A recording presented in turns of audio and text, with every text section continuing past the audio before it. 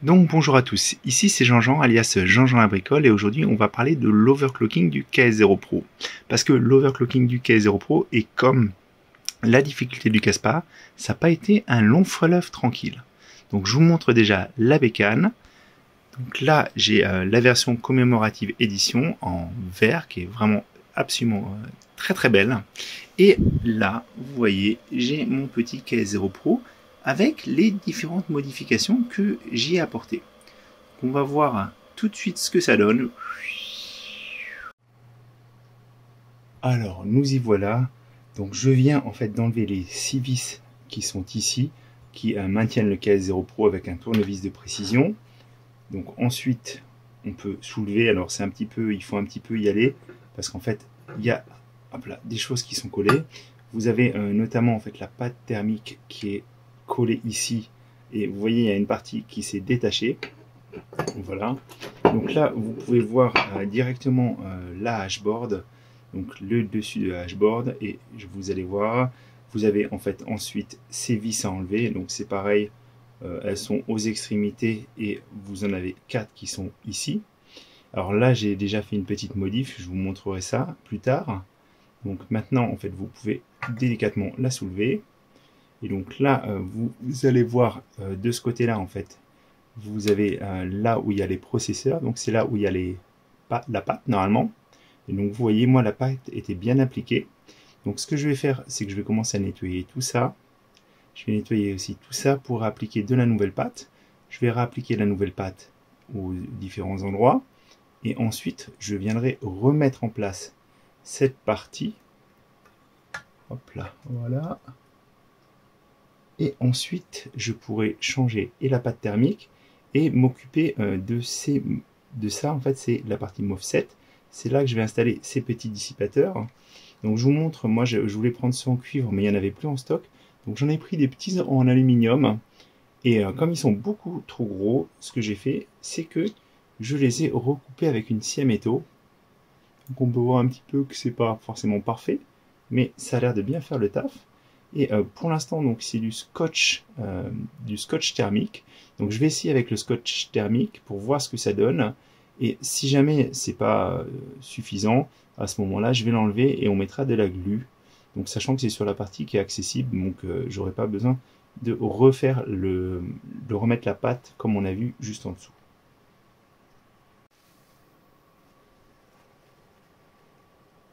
Alors j'enlève tout ce qu'il y avait déjà. Toute la pâte thermique, on va nettoyer ça tranquillement.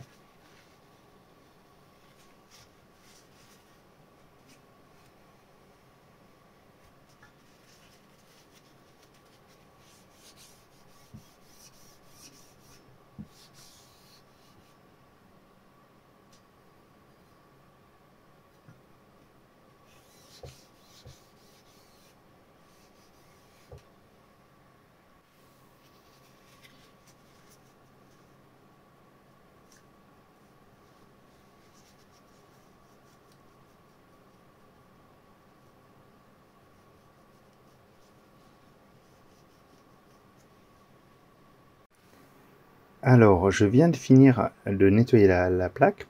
Comme vous pouvez voir là, en fait, vous avez les différents processeurs.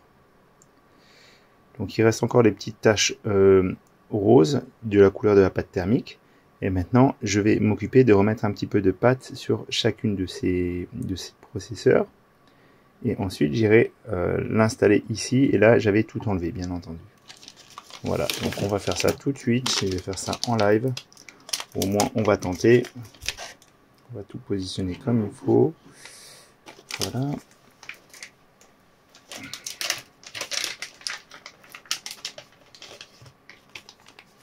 Alors j'utilise de la Arctic MX4. Je vais essayer de ne pas en mettre trop, hein, parce que vous me l'avez bien dit, j'en mets beaucoup à chaque fois.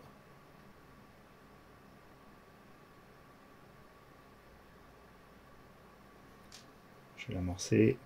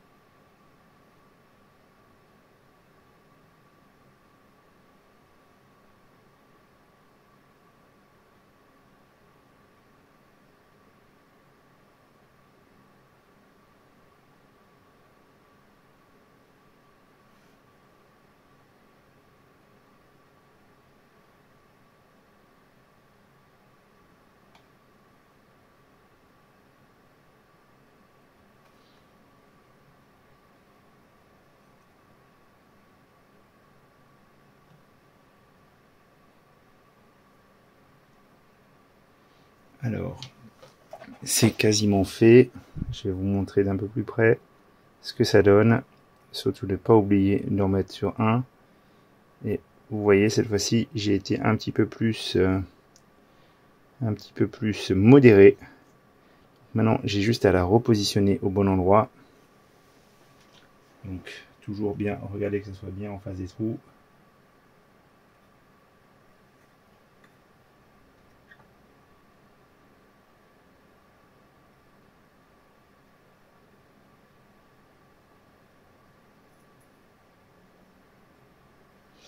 Et ça a l'air pas mal du tout. Donc, on va pouvoir remonter les vis. Cette partie-là est faite.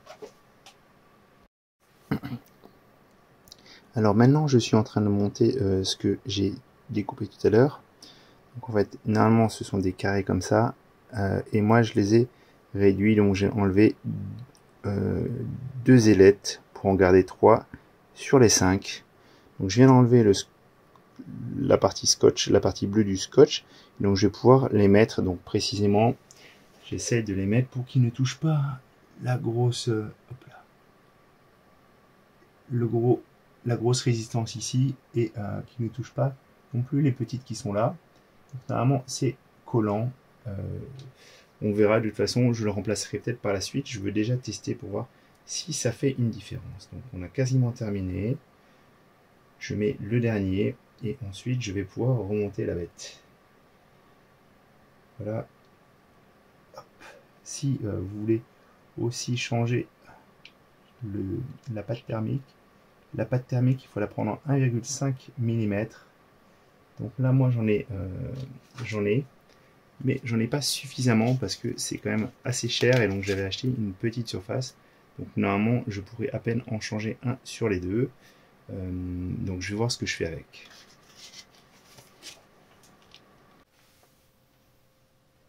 Bon, le verdict est là. Ça fonctionne pas. Alors malgré le fait que j'ai installé ces supports sur les MOSFET, que j'ai changé la pâte thermique et les pâtes thermiques avec en plus de la très bonne pâte Thermalright Extreme Odyssey, ça fonctionne pas. Alors je viens de finir de placer les petits radiateurs, donc ils sont vraiment nettement plus petits que ce que j'avais placé avant. Je vous montre à titre de comparaison. Donc j'ai bien utilisé la colle thermique que vous avez juste ici. Et j'attends, donc il faut attendre une demi-heure pour que ça se solidifie. J'ai bien fait attention à ce que ça passe à côté des composants, donc que ça touche pas, hein, pour pas provoquer de court-circuit. Puis il y en a un petit peu qui a dépassé sur le devant, mais normalement c'est pas gênant, ça va juste se solidifier. Voilà.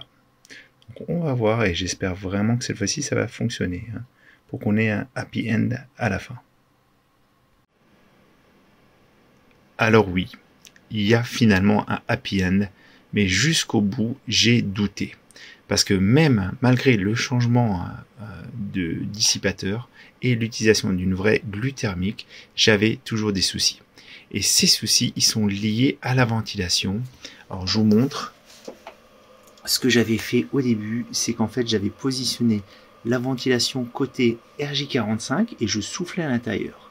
Le problème, c'est que si vous avez bien regardé, derrière les MOSFET, vous avez des gros transistors. Et ces grands transistors bloquaient le flux d'air. Et je me suis rendu compte qu'en soufflant depuis le RJ45, ça souffle directement sur les dissipateurs. Et avec ça, avec cette config, je perds plus de 20 degrés sur la hashboard. Donc c'est complètement fou. Je pensais pas que cet obstacle allait totalement abîmer le flux d'air, mais c'est bien le cas. Et du coup, en inversant la ventilation, tout est rentré dans l'ordre. Et aujourd'hui, mon KS0 Pro hache effectivement et a une hashboard qui n'a pas une température trop élevée. Donc on va vérifier ça. On va essayer de voir si je peux le voir. On va réactualiser cette page. Suspense. Et vous voyez, on est à un peu plus de 80 degrés. Et vous voyez, pour l'instant, on est à 282 hash rate. Voilà, donc j'ai dû rallumer la machine il n'y a pas très longtemps. Mais normalement, j'avais augmenté les valeurs d'overclocking. Et normalement, c'est bon. Ça ne devrait pas remonter beaucoup plus haut. Donc ça devrait rester dans les 80 degrés. Et c'est vraiment pas pour me déplaire après tout ce que j'ai fait pour que ça fonctionne.